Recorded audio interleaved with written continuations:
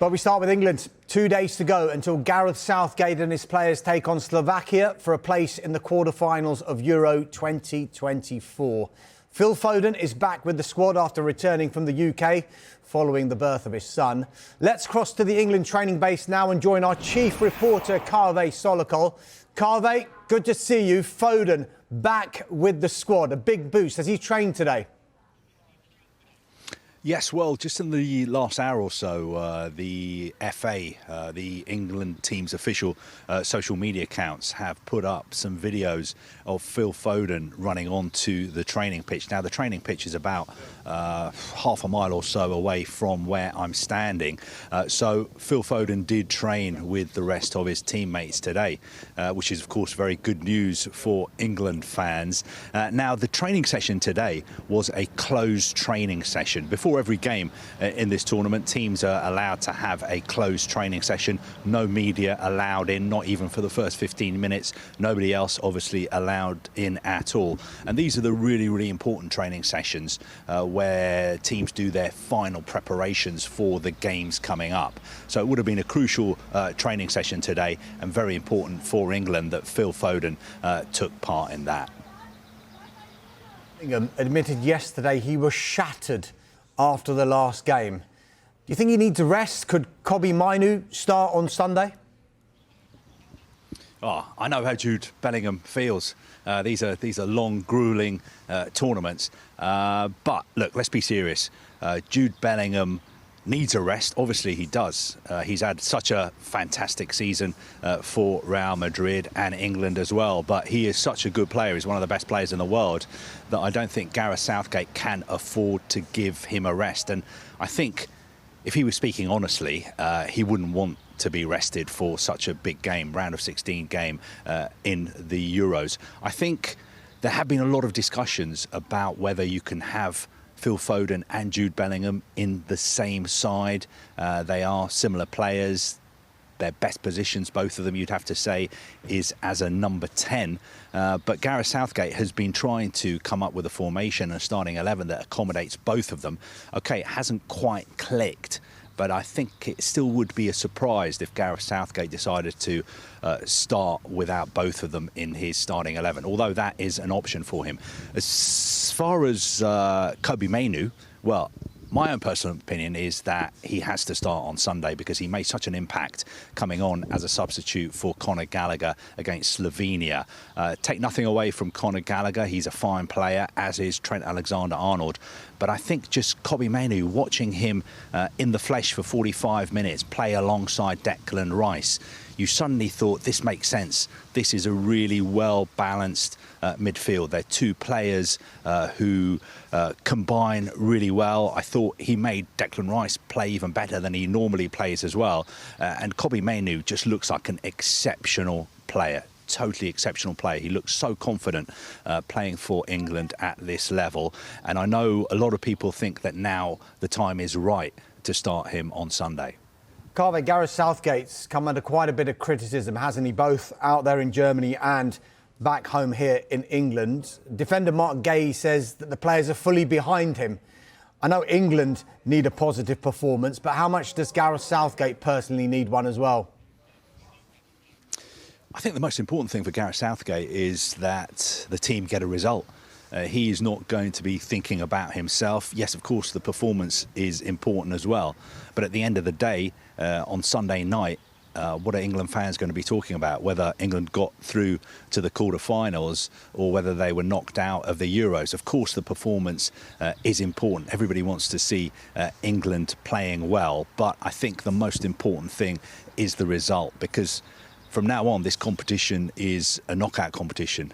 You know, if you lose, you are on the plane home.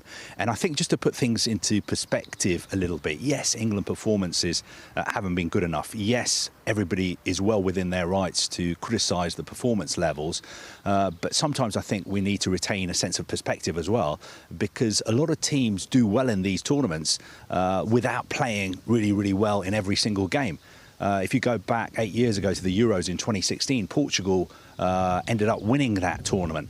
They beat France in the final in Paris. But it wasn't plain sailing for them at all. They didn't win a single group game. They drew 3 games in the group stages. I don't think they won a game in 90 minutes until the semi-finals. So I don't think it should be all doom and gloom. I still think England have the players to be able to do very, very well in this tournament. We just need to see a better performance on Sunday, and most importantly, of course, we need the right result. Kaveh, despite some of the performances for England, some of the fans are already looking at the route to the final and England supposedly in the better half of the draw. But first things first, it's Slovakia on Sunday. What type of threat will they pose? Well, I think Slovakia are a very good side. Don't forget they beat Belgium in their opening game in this tournament. And of course, Belgium have got some truly exceptional players. But Slovakia are very well coached. They play a high pressing game. Their goal against Belgium, I think, came from winning possession high up in the pitch and scoring from there. So I think they're going to be putting England under a lot of pressure, and I'm sure Gareth Southgate will be telling his players in detail all about Slovakia. They can be very direct. They play 4-3-3, and I think they will be on the front foot from the get-go.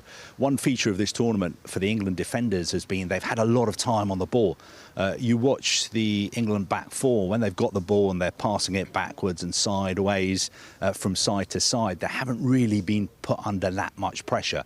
I think Slovakia are going to put them under pressure straight away. The question mark for Slovakia is, can they maintain that kind of intensity? Because obviously it takes it out of you, and it could be that in the latter stages of the game they may fade a little bit physically. But I'm sure England will be prepared for everything Slovakia can throw at them, and I'm sure that England will not underestimate Slovakia, because they've got some very, very good players who play at sides like Napoli and Feyenoord.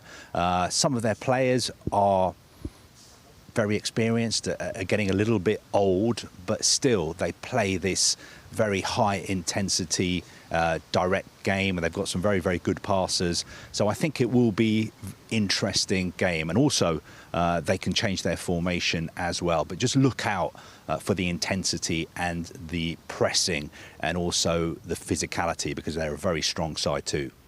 Kaveh, just tell us a bit about the supporters, because England's trip to Gelsenkirchen to face Serbia was pretty chaotic, to say the least. What are the local authorities saying ahead of this one? Well, I think, to be fair to the local authorities, what they would say is that, you know, we've got one of the best stadiums in Germany. Schalke, historically, one of the biggest sides in Germany as well. They are used to hosting big games. Schalke, I think, even though they're not doing very well, that stadium is pretty much full the whole time.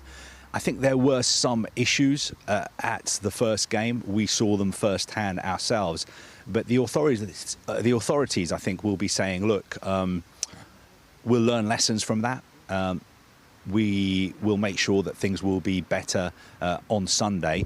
But I still think the Auf Schalke Arena is a fantastic football ground. It's got a fantastic atmosphere inside the ground as well. That part of Germany has got very, very strong footballing culture. You know, they're very pleased that they are hosting these games, having big sides like England, and they've had other big games at the stadium as well. So I think it will be a really good atmosphere. Hopefully the transport issues will be sorted out. I think one of the issues the authorities were telling us were that fans were walking across the tram lines between the city and the stadium, and every time somebody did that, that would cause the tram service to be suspended. So hopefully that issue can be sorted out. One other thing to tell you about the stadium, if you like beer, is that only low alcohol beer will be available for sale inside the stadium. But of course you can get normal strength beer in lots of other places in and around the stadium. And also, the game is not a high risk game. England's first game at the same venue against Serbia was a high risk game, but the police in Gelsenkirchen are saying this is not a high risk game.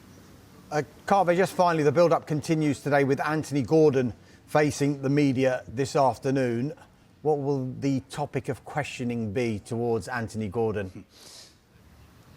I think the first question he'll be asked is about this sort of nasty gash that he's got on his chin from a mountain biking accident a few days ago. Mountain biking is one of the sort of activities that the England players can take part in. Some of them have been playing cricket as well. There's lots of different things they can do in between games. So we've definitely got to ask him about that. And also, I think, about his role in this squad and what he can bring to the team if he does get into the starting 11, or even if he comes on as a substitute, because against Slovenia he came on in the 89th minute. He only had a few minutes on the pitch, but in those few minutes he showed exactly what he can do, and he showed maybe a little bit of what England have been missing, some balance on that left-hand side, and also having somebody on that left-hand side who's very, very direct, can beat players, can attack the opponents and carry the ball forward.